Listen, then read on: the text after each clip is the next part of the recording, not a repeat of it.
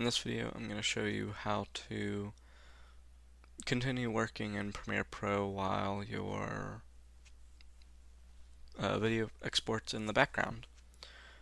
Alright, if you have the Adobe suite, then you'll have Media Encoder. If you have Media Encoder, you can open it.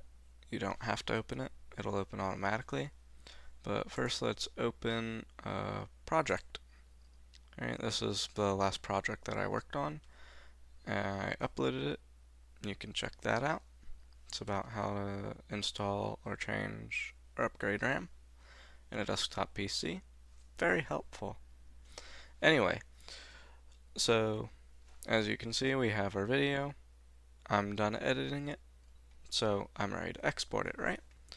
So, go to File, click on Export, Media, and I always make this mistake. Make sure that the timeline is selected.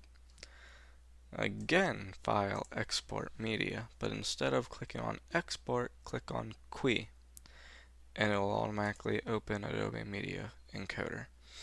Adobe Media Encoder is basically a program that's designed completely to export stuff.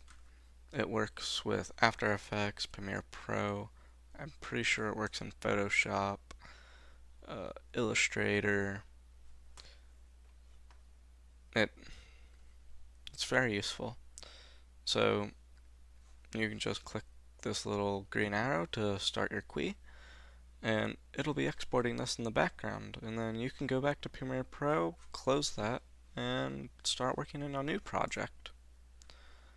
So yeah, if you learned something in this video, give it a like. If you didn't, dislike, comment, subscribe.